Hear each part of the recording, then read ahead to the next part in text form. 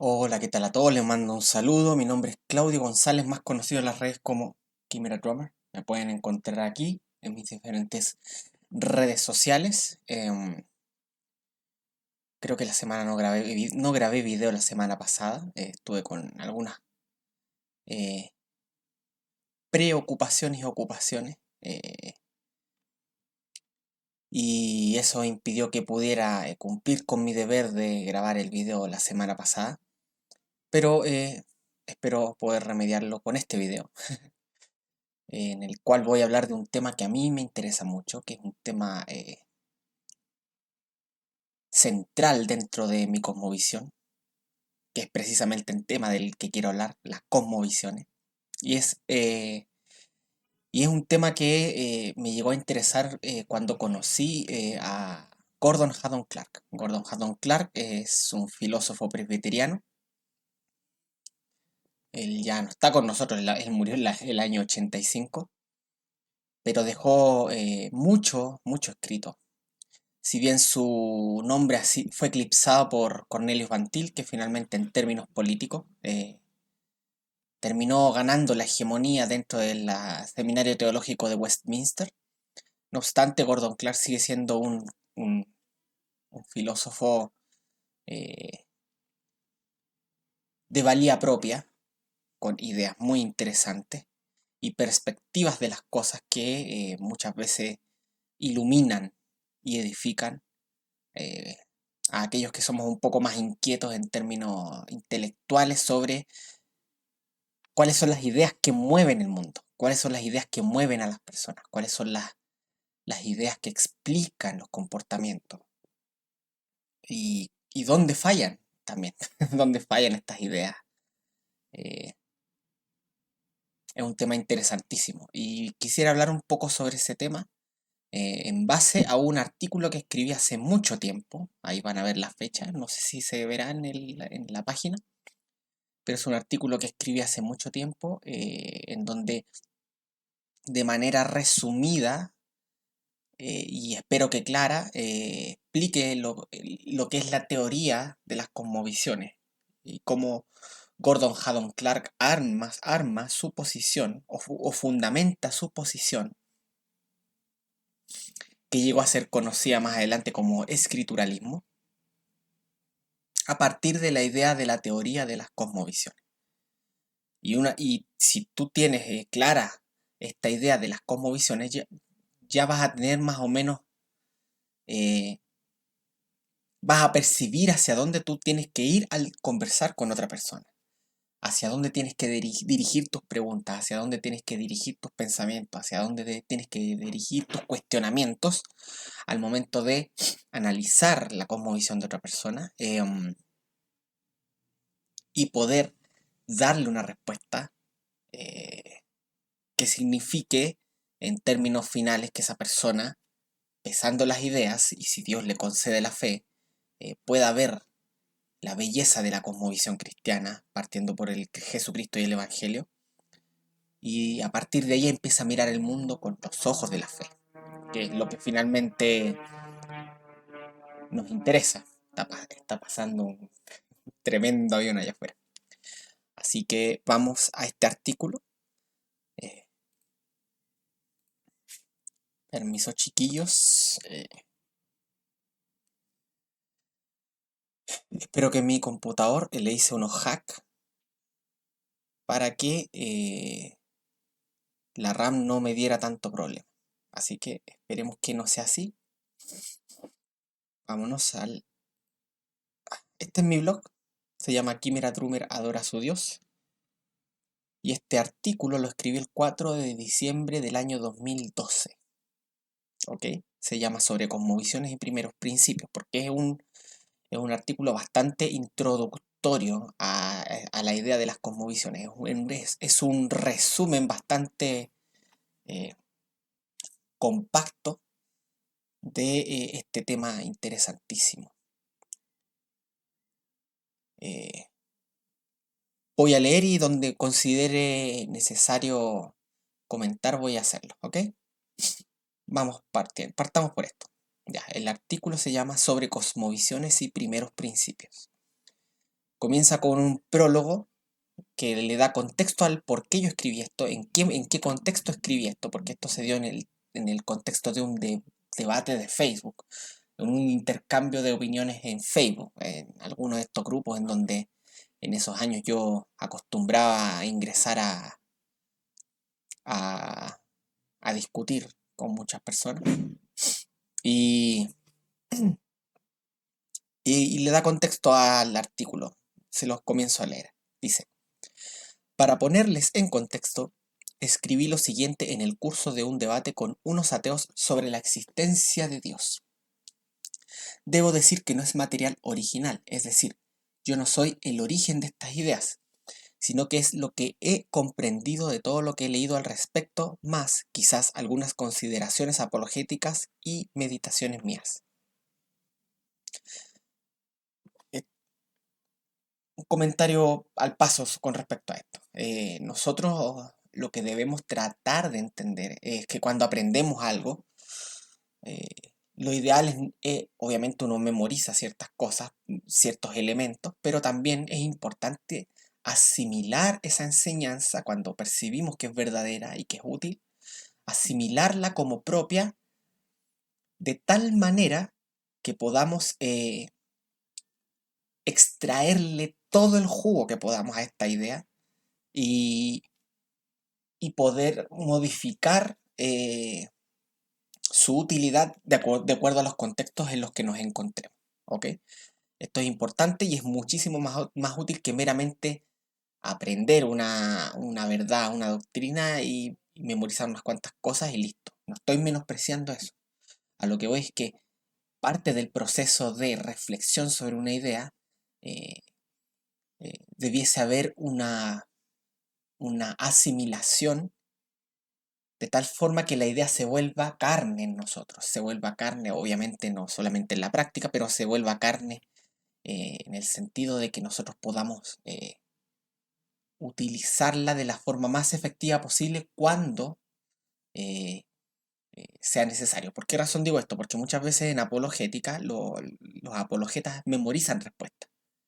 Pero tú cuando memorizas respuestas a ciertos cuestionamientos, tú te encajonas, te entras en un cuadradito en donde si tu oponente te saca del cuadrado, tú terminas quedando perplejo porque tú no aprendiste cómo atacar esa objeción en particular. En cambio, si tú asimilas la idea, al asimilarla, al reflexionarla, al analizar sus aristas, al ver sus posibilidades, eh, esa reflexión te va a permitir adaptar esa idea a los contextos en los que te encuentres, a los cuestionamientos que se te presenten delante.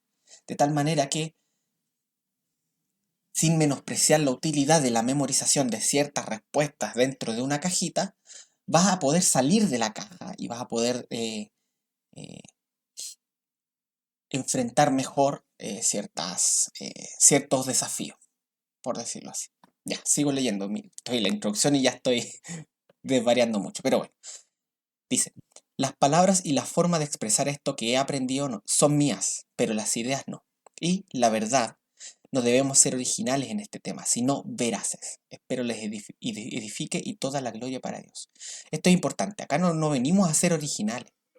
Nosotros venimos a aprender lo que el Señor nos enseña en su palabra, a aprender lo que el Espíritu Santo ha enseñado a muchísimos maestros por medio de la palabra y por medio de la reflexión teológica. Y Y nosotros no venimos a inventar la rueda.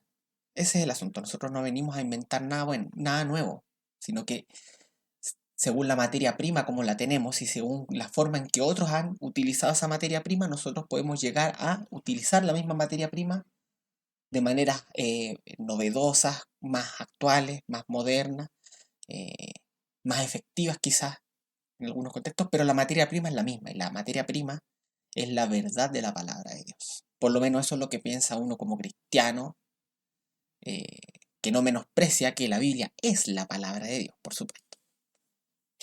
Eh, Lejos está esto de aquella caricatura que se hace de aquellos que somos solo escritura y que enfatizamos que la Biblia es el primer principio, es la autoridad última, es la autoridad última y principal sobre moralidad y doctrina sobre cristianos, de aquella caricatura que hacen de uno, de que uno es uno, su Biblia y bajo un árbol leyendo y aprendiendo solo. No, no, no, no. Nada en la Biblia te impide acceder a fuentes secundarias en términos instrumentales, por supuesto, pero siempre subordinadas a la palabra de Dios. Nosotros debemos primero beber de la fuente, que es la palabra de Dios. Luego podemos acudir a las fuentes secundarias para que, según la sabiduría que el Espíritu Santo ha dado a otros, podamos eh, iluminar más nuestro entendimiento, pero sin perder el ojo en que la palabra es la autoridad última y que con la palabra nosotros debemos medir lo demás. ¿Ok? Por lo tanto, nadie que crea en la sola escritura va a postular que solamente tienes que sentarte a leer tu Biblia y listo. Sí puede pasar que el Espíritu Santo te dé una capacidad intelectual un poco superior a la del resto y puedas entender muchísimas de las cosas o te pueda iluminar de manera especial con respecto a algunas cosas sin que necesariamente acudas a otras fuentes. Porque yo estoy absolutamente seguro que hay personas que creen en la predestinación sin siquiera haber leído una hoja de la institución de la religión cristiana o que creen que la voluntad no es autónoma del poder de Dios sin siquiera haber leído una hoja del Servo Arbitrio de Lutero. Eso no, para mí eso no sería novedoso, es más, yo preferiría que así fuera, porque la verdad, cuando nosotros la fundamentamos en la palabra, adquiere más fuerza que cuando la fundamentamos en los hombres. Por eso yo siempre animo a la gente que ve mis videos a que acuda a la fuente, acuda a la palabra de Dios. ¿Ok? Y esto no significa menospreciar las fuentes secundarias, el resto de instrumentos variados que el Espíritu Santo nos concede para que podamos entender el sentido de su palabra y edificarnos con él. ¿Ok? Entonces no somos originales acá. Nadie vino a inventar la rueda, hermanos. Así que vamos vamos a los sabios, pero siempre poniéndolos bajo la palabra. Vamos a aquellos que Dios nos ha dado como don, pero siempre subordinados a la palabra. Ya, comienzo a leer el artículo propiamente tal. Dice así.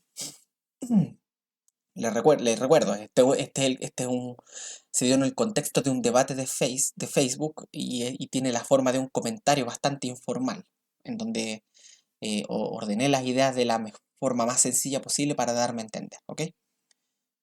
Dice, leo, antes de comenzar, hay que dejar en claro algo.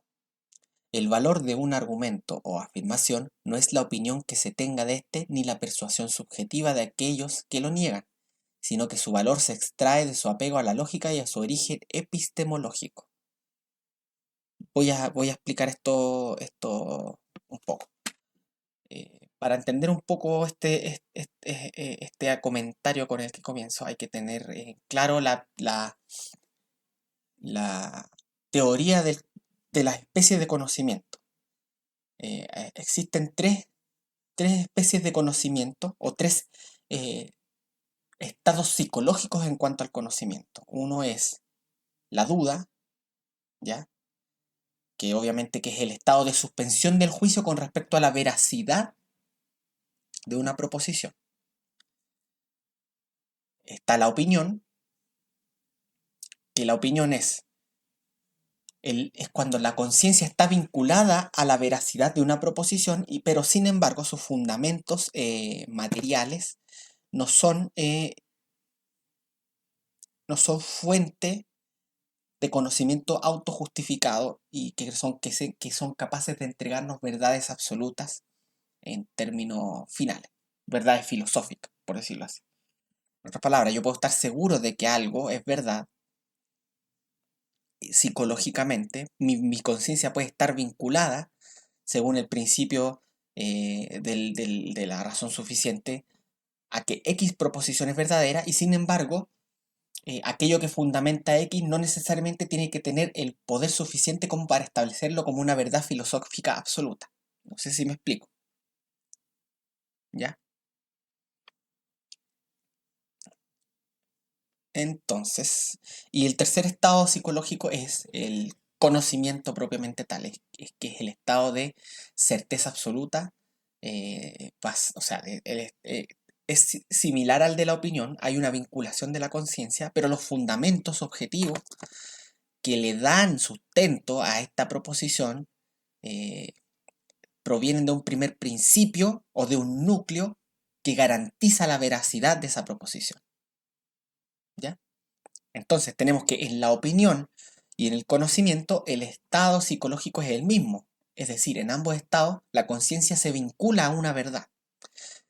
Pero la diferencia va a estar en que los fundamentos de la opinión no son tan fuertes como para garantizar que es una verdad filosófica absoluta, pero en el conocimiento los fundamentos sobre los cuales se sustenta esta proposición de conocimiento, de conocer, sí garantizan su veracidad absoluta. Por ejemplo, si Dios dice, en el cielo está el sol, hay una garantía absoluta con respecto a esa proposición, en el cielo está el sol, porque Dios lo dice, es decir, Dios, que es la verdad en sí mismo, garantiza que aquello que sale de su boca, que es afirmado verdaderamente por su juicio, entonces es verdad absoluta.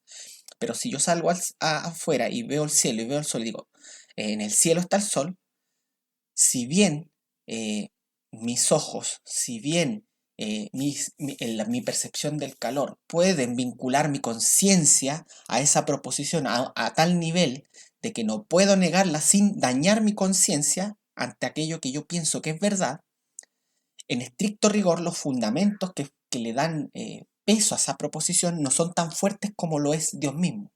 ¿Por qué razón? Porque puedo estar soñando. Puedo estar soñando y tener el calentador de mi cama prendido, por ejemplo, el calentador eléctrico de mi cama prendido. Entonces los fundamentos que establecen la razón suficiente para que vincular mi conciencia en la opinión eh, no eliminan en absoluto la posibilidad de que esa opinión esté errada en algún sentido. Y sin embargo, en este otro lado, cuando llegamos al conocimiento, por cuanto la proposición proviene de una fuente garantizada, en este caso, por ejemplo, Dios, entonces, eh, objetivamente, esa proposición tiene su veracidad garantizada absolutamente. Ya. Entonces, antes de comenzar hay que dejar en claro algo. Sigo leyendo. El valor de un argumento o afirmación no es la opinión que se tenga de este, ni la persuasión subjetiva de aquellos que lo niegan, sino que su valor se extrae de su apego a la lógica y su origen epistemológico. ¿Ya? Entonces, en otras palabras, un argumento o una afirmación no adquiere su valor de lo que yo piense del argumento. Tampoco adquiere su valor de lo que mi oponente subjetivamente piense de mi argumento, sino que su valor se extrae en primer lugar de su apego a la lógica, porque ojo, toda verdad es lógica, pero no todo lo que suena lógico es verdad, pero también a su origen epistemológico, es decir, la fuente desde donde extraemos el conocimiento. ¿Ya? Cuando estos dos elementos están coordinados,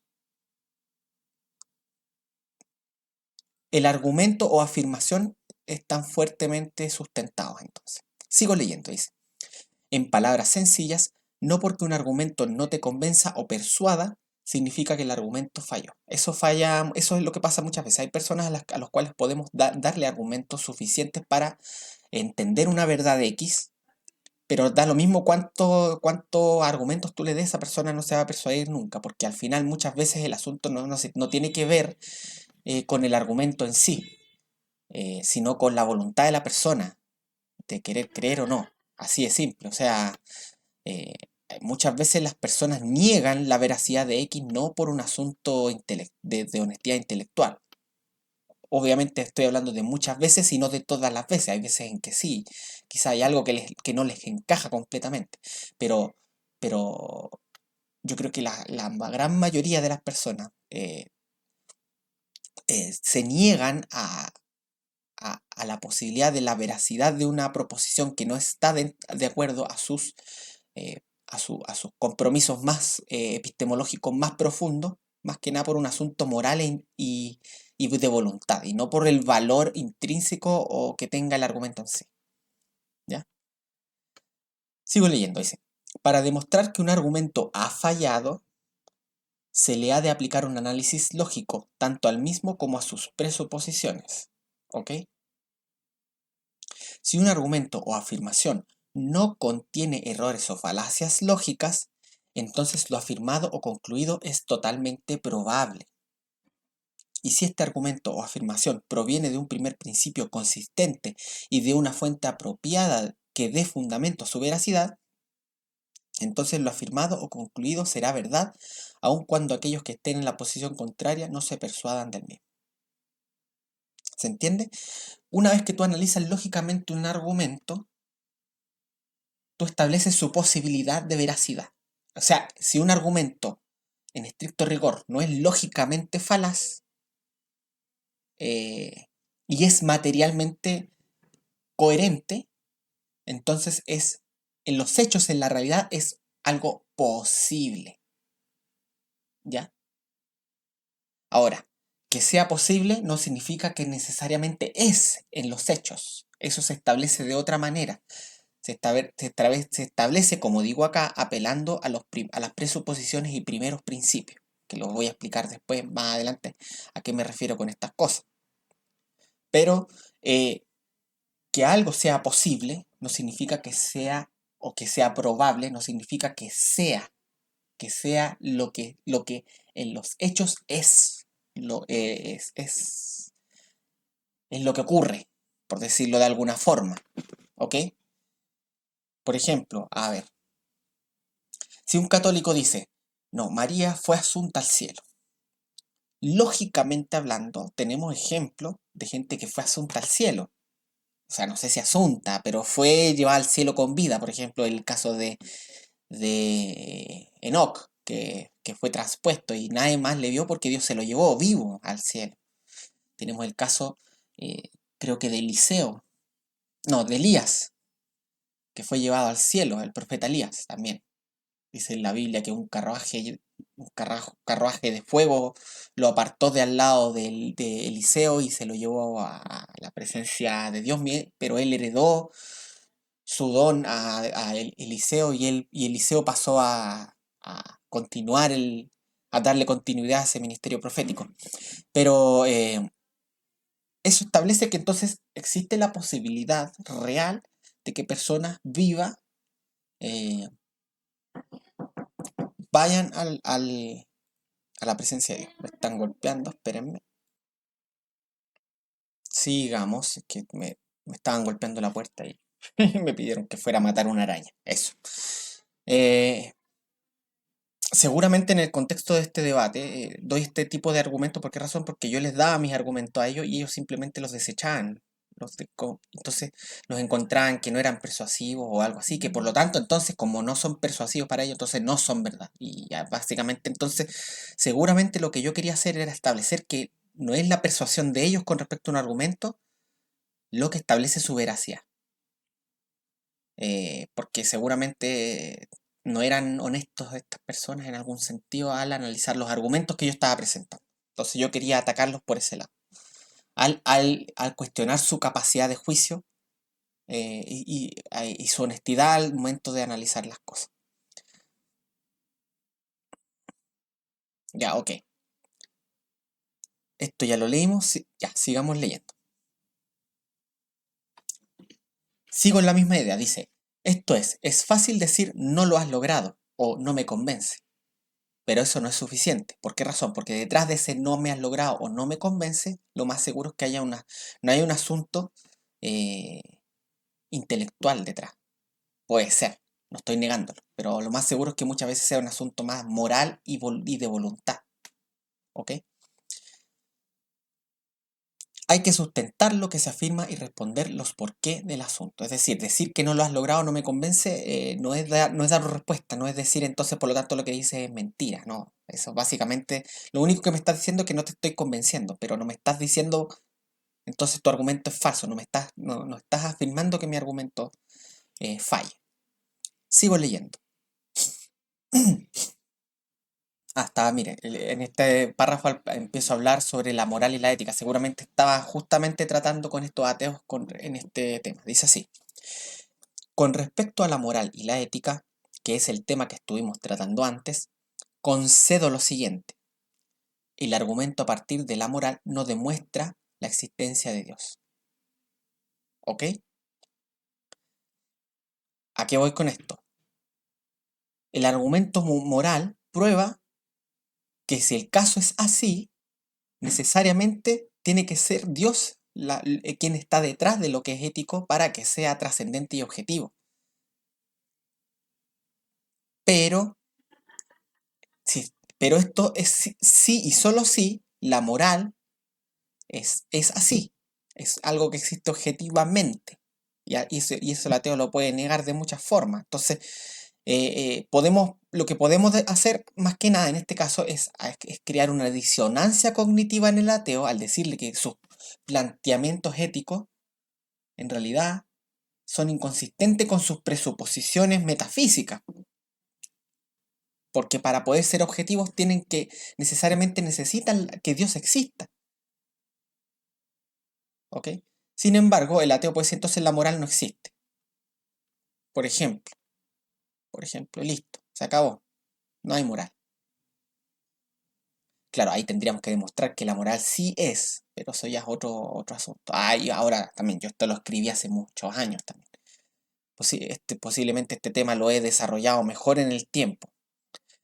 Pero a la luz de este diálogo que estaba teniendo, yo les concedí que el argumento a partir de la moral no demuestra la existencia de Dios, pero sí demuestra que para que la moral sea objetiva y trascendente, tiene que existir Dios. O sea, tiene que Dios ser la presuposición necesaria detrás.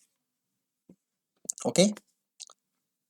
Y en ese sentido, ningún ateo puede emitir juicios éticos válidos si no reconoce la existencia de Dios detrás de ese juicio ético. Es más, las pretensiones de validez de los juicios éticos de los ateos presuponen la existencia de Dios, aunque no la confiesen. Es una contradicción performática, por decirlo de alguna forma. Sigo leyendo, dice acá. Por esta razón, es decir, porque el argumento moral en sí mismo no demuestra la existencia de Dios, yo no lo uso con ese propósito. Y de hecho, si mal no recuerdo, yo no uso el argumento moral para probar que Dios existe. Yo el argumento moral lo uso para probar que para emitir juicios éticos tú necesariamente tienes que apelar a Dios, tienes que presuponer a Dios. Eso sí es verdad, eso se puede probar.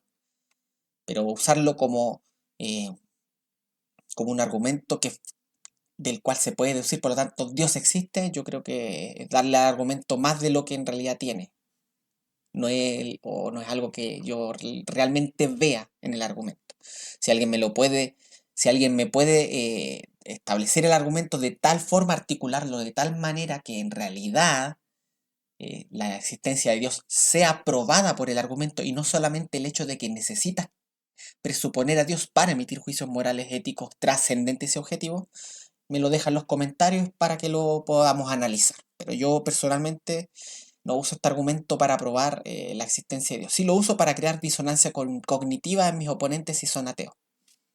O si son gnósticos, si son de alguna cosmovisión que niegue la existencia de Dios o que la aleje como los deístas. Sigo leyendo, dice. Sin embargo, sí hay algo que tal argumento establece de manera infalible, cosa que ningún ateo puede refutar. El yunque puede, entre paréntesis, escribo una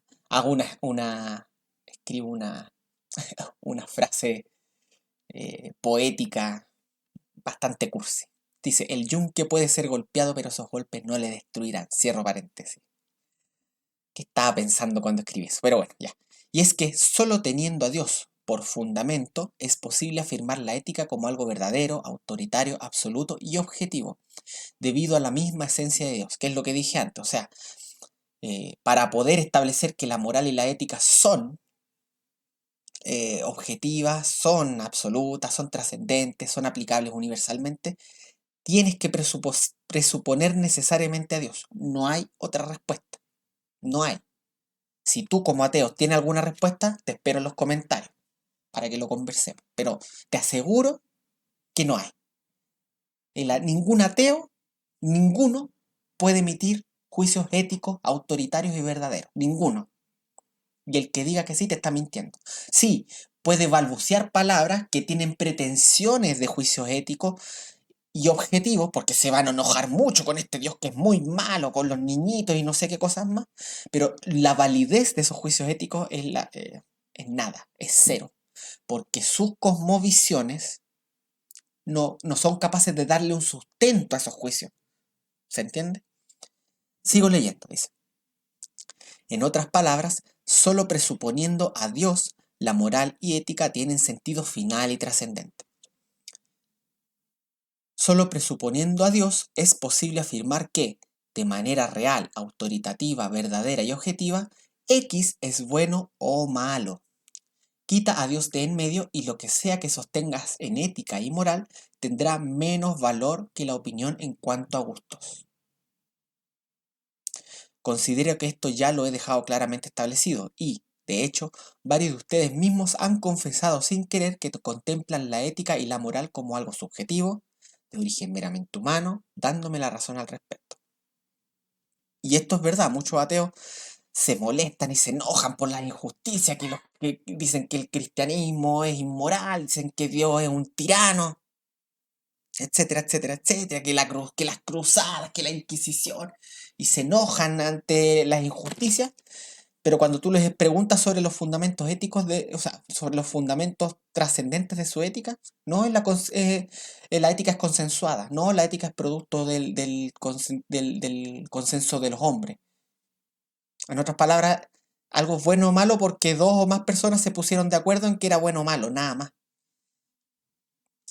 Y eso crea muchísimos problemas filosóficos para establecer objetivamente la ética como algo objetivo y que pueda ser impuesto sobre otro de otra forma que no sea la fuerza. Porque al final, el ateo, la única forma de imponer, no tiene justificación filosófica para imponer la ética al otro. Por lo tanto, sus justificaciones filosóficas son artificiales y la imposición de la fuerza termina siendo un ejercicio eh, abusivo, eh, porque no tienen más que la fuerza para imponerse. No hay un sustento detrás, ¿ok? Entonces, entonces yo uso este asunto de la moral como un ejemplo eh, para dar introducción al tema de las cosmovisiones. Si es que me han seguido hasta ahora, ya van a ir entendiendo hacia dónde estoy yendo, más o menos. Perdonen que a veces uso un lenguaje un poco complicado, por favor, si hay algo que no entienden, se los ruego, por favor, déjenmelo en los comentarios y yo se los voy a tratar de aclarar de la forma más sencilla posible. No, cualquier problema o confusión en lo que estoy diciendo es mi culpa personal, ¿ok? Eh, sigamos.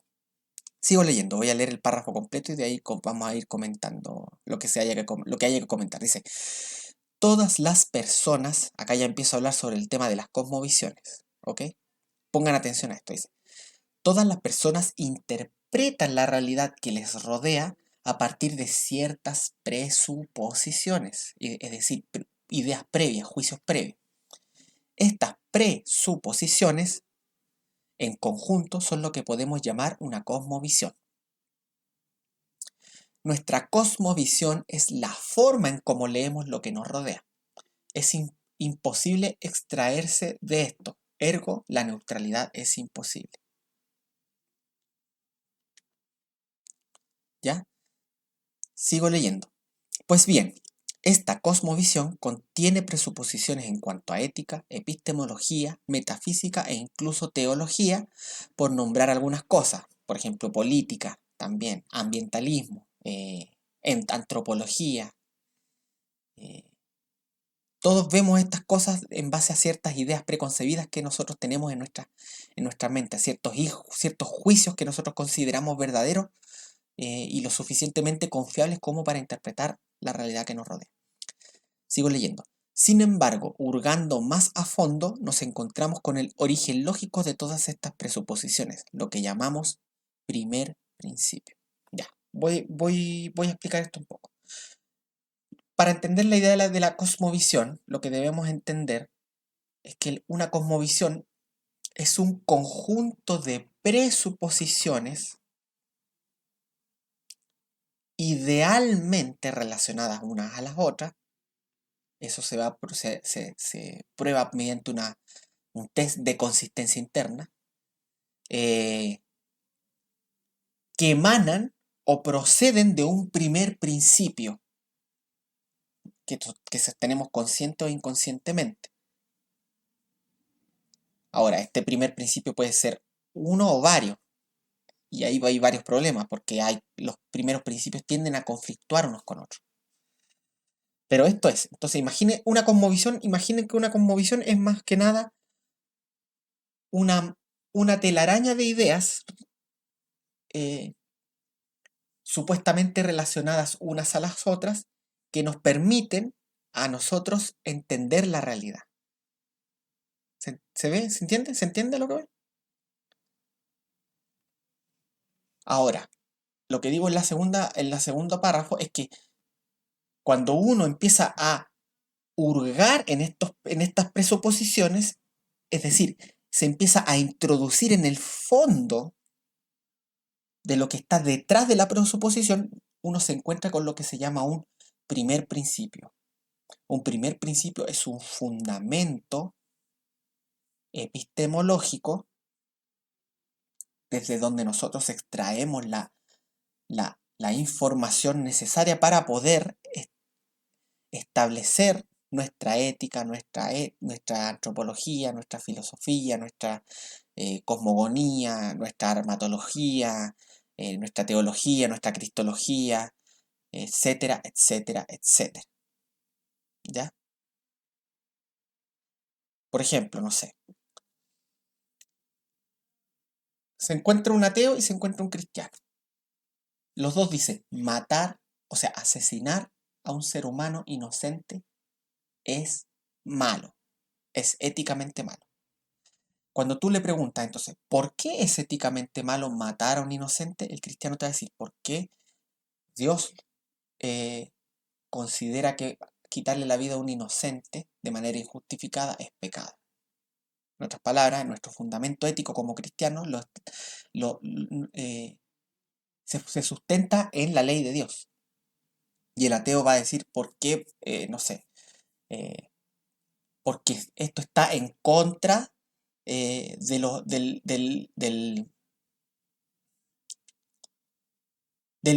bien común de la raza humana, por ejemplo. O quizás puede decir porque causar dolor a otro ser humano está mal. ¿Me entiendes? Entonces, podemos los dos tener el mismo juicio ético en la superficie sobre un hecho X, y sin embargo nuestras presuposiciones no se van a sustentar en lo mismo. Nuestras razones para que X sea de la misma forma para el cristiano o para el ateo van a variar de acuerdo a las presuposiciones que sostienen. Ahora, si vamos sorteando más y más atrás y seguimos preguntando el por qué, por qué, por qué, por qué, va a llegar un momento en que nos vamos a dar con el primer principio, que es aquel momento en el cual ya la cosmovisión no puede seguir avanzando, lógicamente. No hay nada más allá. Por eso es un primer principio. ¿Ok? Sigamos, dice. Sigo leyendo. Dice, ya sea consciente o inconscientemente, todos tenemos un primer principio sobre el cual se fundamenta nuestra interpretación de lo que entendemos por realidad. Lógicamente hablando, carecer de un primer principio hace imposible el conocimiento de la verdad, porque donde no hay comienzo, entonces no hay fundamento, y todo lo que se afirme terminará en un infinito retroceso que, finalmente, no comprobará su veracidad. Aquellos que nieguen esto se excluyen a sí mismos de afirmar cualquier cosa con peso racional o autoridad final. ¿A qué me refiero yo? Si tú me dices X es verdad, y yo te digo, ¿por qué es verdad? Por A. Ah, ya. ¿Pero por qué A es verdad? Por B. Ah, ya. ¿Pero por qué es verdad? B es verdad, por C. Entonces, si tú no, entonces va a ocurrir un problema. Si la justificación de la veracidad de X depende de A, pero la justificación de la veracidad de A depende de B, y la de B de C, y así ad infinitum. En otras palabras, si nosotros no tenemos un principio acá, entonces no podemos afirmar con certeza que X es verdad. ¿Se entiende? Hay un retroceso infinito de justificaciones y eso es un problema en términos epistemológicos, porque entonces la verdad o el conocimiento como verdad absoluta no puede ser establecido. Tienes que necesariamente, eh, de forma racional, confesar que hay un principio, hay un momento en donde todo se acaba, donde todo parte, donde todo parte. Y ese lugar en donde todo parte nosotros lo llamamos un primer principio. Entonces, X es verdad, ¿por qué? Porque A es verdad. ¿Y por qué A es verdad? Porque B es verdad. Podemos retroceder a porque C es D. ¿Y por qué D es verdad? Porque el primer principio establece su veracidad. Y más allá del primer principio no hay nada más. Entonces, X es verdad porque está relacionado con el primer principio. ¿Se entiende?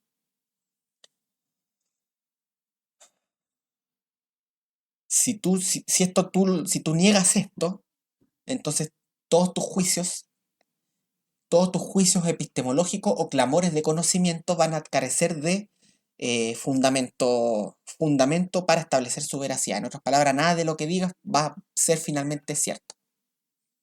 En términos finales me refiero. En términos de opinión puede serlo. Pero en términos de conocimiento absoluto, conocimiento filosófico, no se va a poder establecer como verdad, como verdad objetiva y absoluta.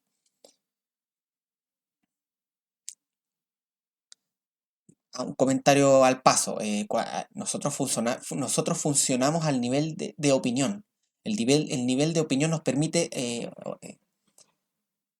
existir en términos prácticos en nuestras realidades, ¿ya? Pero cuando discutimos ya, cuando nos vamos a la discusión seria de ideas, cuando que queremos establecer ciertas verdades con sustento absoluto, tenemos que sobrepasar la opinión y establecer el conocimiento filosófico absoluto. Tenemos que llegar a ese momento en alguna forma. Ahora, si queremos funcionar, no hay problema, podemos sustentarnos en nuestra opinión y de hecho lo hacemos naturalmente todo el tiempo. Todo el tiempo estamos funcionando en virtud de convicciones que creemos que son verdaderas, pero que en términos finales no podemos tener certeza final y absoluta de si es así o no es así. Pero para funcionar nos permite vivir la vida a diario.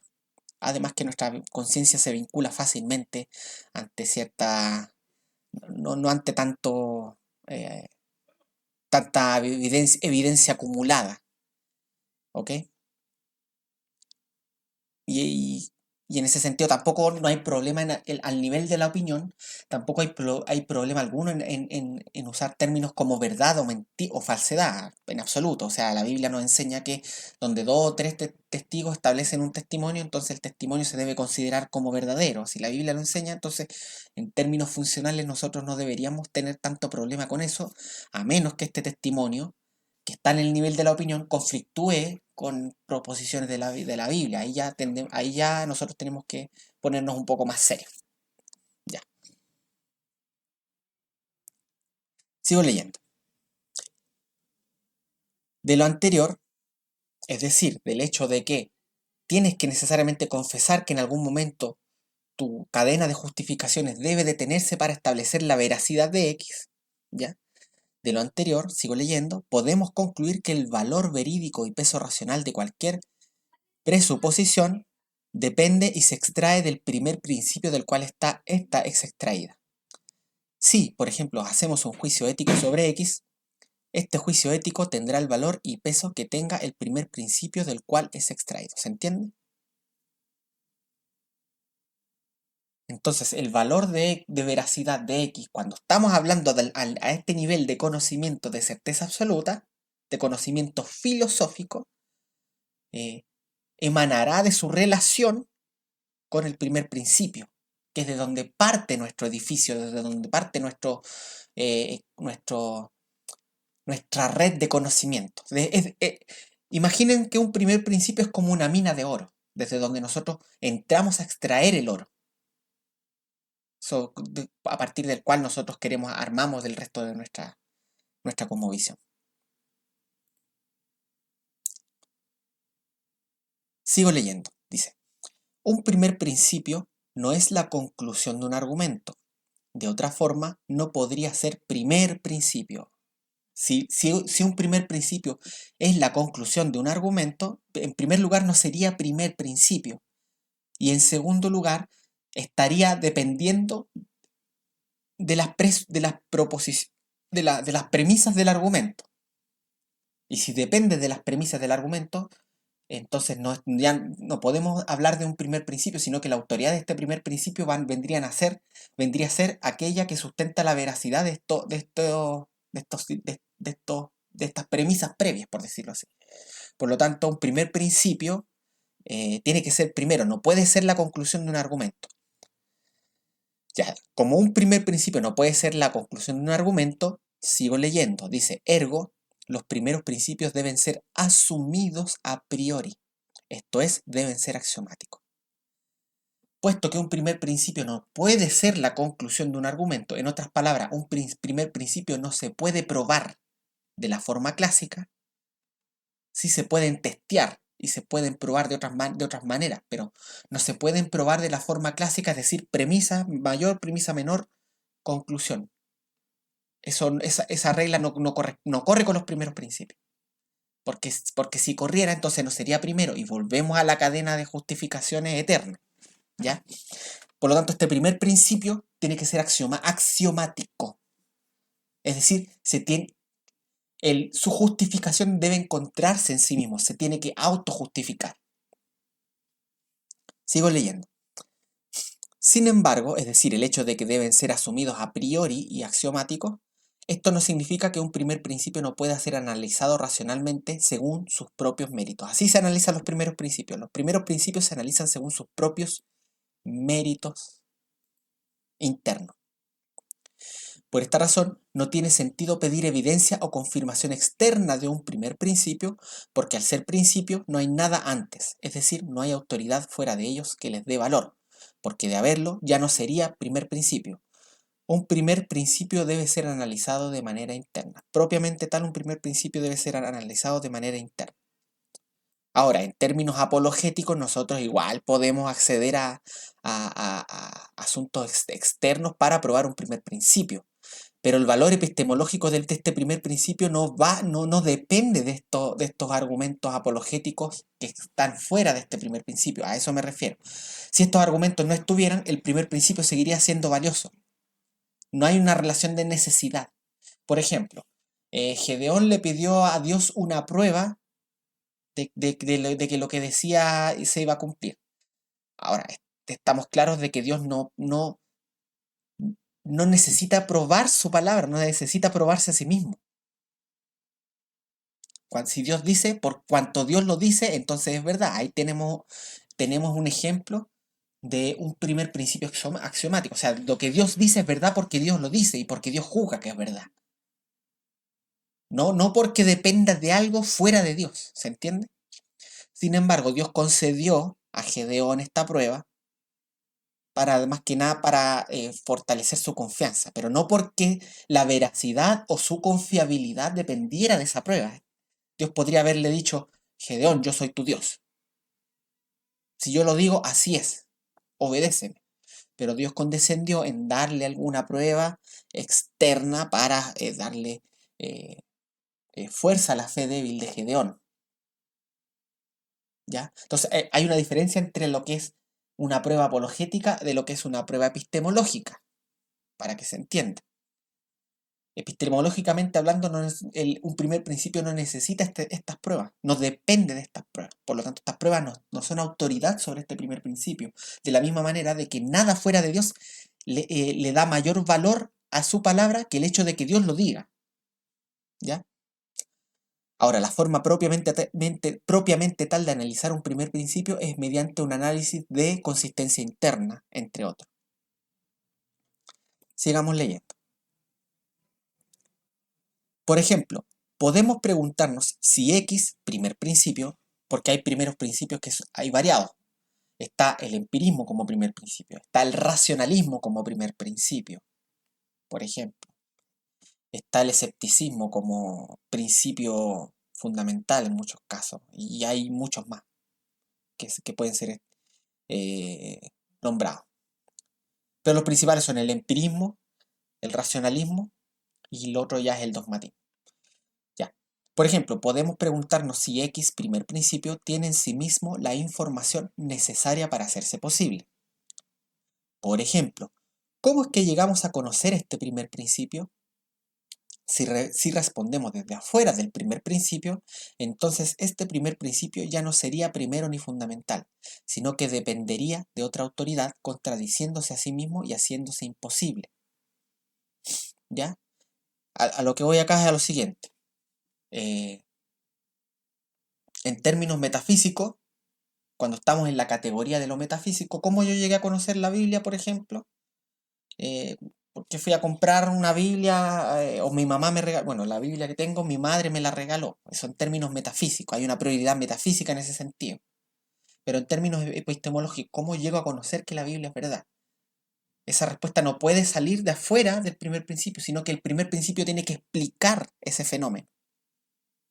Y lo explica, por ejemplo, cuando Jesucristo nos dice, eh, mis ovejas oyen mi voz y me siguen.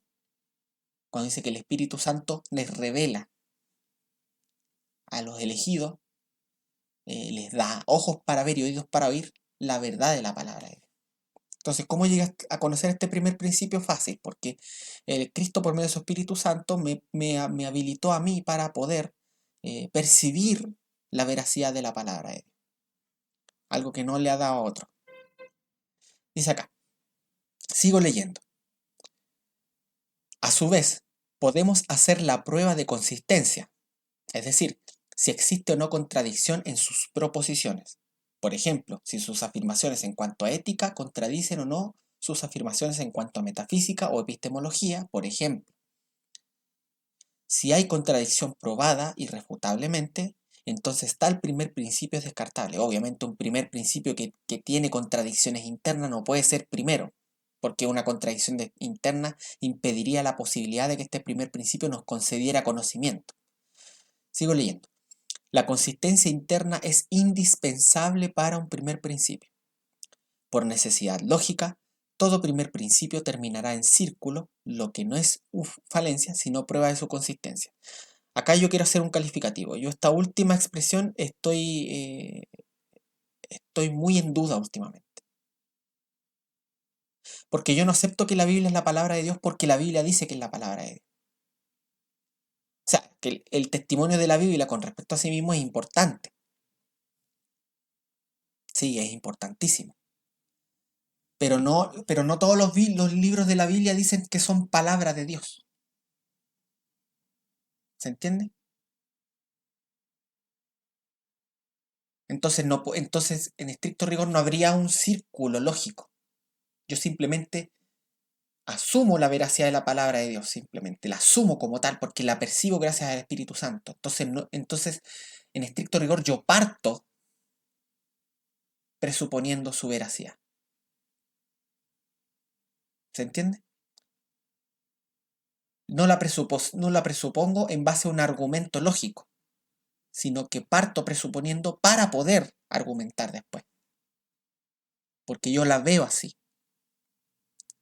No hay un círculo lógico, no hay un círculo virtuoso en este caso. Claro, todos los primeros principios en algún momento puede llegar a que se cree algún tipo de círculo en algún sentido. Puede pasar, pero no todo círculo es virtuoso. ¿Ya? En realidad esa es una expresión que yo con el tiempo estoy dudándola un poco. ¿Ya? Lo vamos a dejar así. Yo lo que voy a decir ahora es que en realidad yo percibo la veracidad de la palabra de Dios gracias al Espíritu Santo que me da esa capacidad de escuchar la voz de mi maestro en la Biblia y por lo tanto yo presupongo ya su veracidad porque es la voz de mi maestro. Pero yo no creo en la Biblia que la Biblia es la palabra de Dios en base a un círculo lógico. No creo que la Biblia sea la palabra de Dios porque la Biblia dice que es la palabra de Dios. A eso es lo que voy. Sino que asumo que la Biblia es la palabra de Dios simplemente. Porque percibo su veracidad, que es ontológica, que está en la palabra. Es una realidad ontológica. Ya, y el último párrafo dice así, sigo leyendo. Dice, el primer principio, el axioma del cristiano es el siguiente. La Biblia es la palabra de Dios. Este es nuestro primer principio. Acá nosotros partimos armando el edificio. Creo para entender, como diría San Agustín, si mal no recuerdo. La escritura es la prueba, evidencia y fundamento del creyente y contiene en sí misma la información necesaria sobre los diferentes temas que hacen que sea posible sostenerse a sí misma. Y puesto que la escritura asume la existencia objetiva de Dios, entonces la evidencia principal del cristiano de la existencia de Dios es su palabra. En otras palabras, nosotros creemos que Dios existe, sí, porque vemos el arbolito, por el conocimiento a priori y todo, pero en términos epistemológicos, nuestra evidencia más fuerte de la existencia de Dios es que la palabra de Dios asume su existencia. Y como la palabra de Dios es Dios revelándose a nosotros, entonces más garantía de veracidad no podemos pedir. Por supuesto, podemos extraer otros argumentos a favor de estos argumentos conocidos como trascendentales, pero la principal prueba del cristiano es el testimonio de la Biblia. Ahora, acá yo creo que hay un error que cometen muchos. Dicen, no, es que tú no puedes probarle a un ateo por medio de argumentos religiosos o por medio de argumentos de la Biblia tu posición. Y yo pregunto, ¿por qué no? ¿Por qué no? Así como yo no puedo probarle, entonces él tampoco me puede probar su posición porque él parte desde un primer principio que yo no acepto. Pero porque él sí puede validar sus proposiciones, sus afirmaciones usando su primer principio y yo no. Lo que pasa ahí es que nos quieren meter en su cancha. Nosotros no debemos dejar al lado la palabra de Dios en ningún sentido y en ningún momento. No es que no hay que utilizar argumentos religiosos, no es que no hay que utilizar argumentos en base a la palabra de Dios. Pamplinas, eso no tiene sentido si nosotros somos cristianos. Contrario a lo que muchos dicen, nosotros sí somos una religión del libro, porque este libro es la revelación de Dios mismo. Y así es como lo hemos creído y como lo hemos abrazado. ¿Por qué yo me voy a meter a jugar en la cancha de un ateo si él ni siquiera es capaz de justificar sus presuposiciones y primeros principios? Es incapaz de justificar su cosmovisión. Si cualquier persona quiere que juguemos en su cancha, entonces nosotros tenemos que exigirle pruebas de que su cancha realmente existe, por decirlo de alguna manera.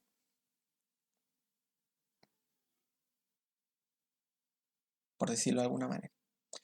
O por ejemplo, no sé, Santiago Larcón pregunta, ¿cómo sabes que la Biblia es la palabra de Dios? La respuesta no. Yo creo que no, sí puede ser ayudada por argumentos externos y argumentos, por decirlo de alguna manera, históricos, etcétera, etcétera, etcétera. Esas cosas pueden ayudarnos. Pero en realidad mi respuesta sería, ¿por qué yo creo que la Biblia es la palabra de Dios? Porque Cristo me habilita por medio de su Espíritu Santo a poder escuchar su voz en la palabra, como está escrito. Mis ovejas oyen mi voz y me siguen, y rechazan la voz de los extraños. Entonces yo percibo la palabra de mi maestro en la Biblia, en los textos que tengo en la Biblia. Los percibo y los creo, porque está hablando mi maestro ahí. Si no estuviera hablando mi maestro, yo no lo escucharía, así de simple. Y esta respuesta está sustentada en la Escritura. Mis ovejas oyen mi voz y me siguen. Y me siguen. Mis ovejas me conocen y yo no las conozco a ellas. Entonces, si somos ovejas de Cristo, nosotros creemos en la palabra de Dios no porque el Papa lo diga, no porque la iglesia lo diga, no porque el pastor lo diga, sino porque nosotros cuando leemos la Biblia, percibimos en ella, gracias al Espíritu Santo, que es la verdad, que es la palabra de Cristo. ¿Y acaso ese no es el testimonio de la Escritura? ¿Qué dice Pablo en 1 Corintios 2? Que a los príncipes de este siglo no se les reveló lo que se nos reveló a nosotros, porque si a ellos se les hubiera revelado, entonces no hubieran crucificado al Rey de Gloria. A ellos no se les dieron ojos para ver ni oídos para oír. Entonces ellos no ven lo que nosotros vemos cuando leemos la Biblia. Ellos no lo ven. Entonces como no lo ven, no lo aceptan como tal. En cambio nosotros sí lo aceptamos como tal, porque nosotros vemos la belleza de la palabra de Dios mientras la leemos. O Pedro cuando le dice, Jesús pregunta, ¿y ustedes quién dicen que soy? Y Pedro dice, tú eres el Cristo, el Hijo del Dios viviente. Bienaventurado Simón, hijo de Jonás, porque no te lo ha revelado carne ni sangre, sino mi Padre que está en los cielos. Entonces Pedro tenía ojos para ver y oídos para oír. ¿Cómo le comprobamos a un incrédulo que la Biblia es la palabra de Dios? Pablo no les comprobó nada cuando él fue llevado al Areópago a predicar. Él no se puso a hacer ¿por qué la Biblia es la palabra de Dios? No se puso a hacer eso. Podría haberlo hecho, podría haber hablado del testimonio de la resurrección, podría haber hecho esto aquí, esto acá, pero Pablo lo único que hizo fue predicar la palabra, fue predicar al Cristo crucificado. ¿Qué dice en Corintios Pablo? Porque los griegos piden sabiduría y los judíos piden señales, pero ni la sabiduría que piden los griegos ni las señales que piden los judíos les van a persuadir de que la Biblia es la palabra de Dios, porque si Dios no les da la fe, no lo van a ver. ¿Pero qué dice Pablo? Mas yo predico yo predico la cruz de Cristo. Yo con la locura de la predicación predico la cruz de Cristo. ¿Ya? Entonces, por medio de la locura de la predicación, Dios llama a su pueblo. Dios le abre los ojos a algunos y a otros no se los abre nomás. Si un ateo viene y me cuestiona que la Biblia es la palabra de Dios, que la Biblia es la palabra de Dios, yo le voy a predicar a Cristo, le voy a dar argumentos lo más racionales posible para sustentar mi posición, pero principalmente voy a destruir su cosmovisión para dejarle en claro que él no tiene derecho ni siquiera a hacer ese reclamo, no tiene piso donde pararse. Y eso era lo que hacía Gordon Clark. ¿Ok? Entonces no desconfiemos de la palabra de Dios. No es que tenemos que persuadirlos, pero no con argumentos religiosos, no con argumentos de la palabra. No. El peor error que puede cometer un cristiano es soltar su Biblia. El peor error. Confiemos en la palabra de Dios. Dejemos a Dios los resultados. Y, y listo. Confiemos. Somos una religión del libro, somos una religión de la fe. Que no te digan lo contrario. En este último párrafo, ya como una introducción quizás a un posible próximo video, yo establezco lo que se conoce como la cosmovisión escrituralista. Dentro del cristianismo, Gordon Haddon Clark era conocido porque él decía que la Biblia, que el primer principio axiomático de su cosmovisión era que la Biblia era la palabra de Dios y por lo tanto él insistía en que para armar el edificio por medio del cual nosotros vamos a ver la realidad, para armar estos lentes, para crear los lentes por medio de los cuales vamos a ver la realidad que nos rodea, nosotros tenemos que estudiar la Biblia y deducir de ella los teoremas necesarios para poder darle coherencia a esta cosmovisión. Y esta posición, porque él aparte le agrega el ingrediente de que la Biblia, como la Biblia es la palabra de Dios, cuando hablamos en términos de conocimiento filosófico, la Biblia solamente tiene monopolio sobre la verdad. Ni el empirismo ni el racionalismo son capaces de darnos los fundamentos necesarios para establecer la verdad final sobre las cosas, en absoluto. No estoy negando con esto la utilidad del empirismo y del racionalismo eh, en términos pragmáticos, funcionales, para vincular nuestra conciencia y hacernos funcionar en este mundo, ante verdades posibles, muy probables, por decirlo. Pero la verdad final y última solamente la tiene la Biblia. Entonces, su insistencia en esto llevó a que su cosmovisión, la cosmovisión de Gordon Haddon Clark, sea llamada escrituralismo.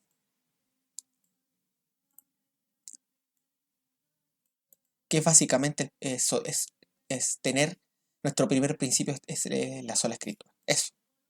La sola escritura es nuestro primer principio. Eso, hermano. Creo que ya hablé mucho. Vamos a volver a...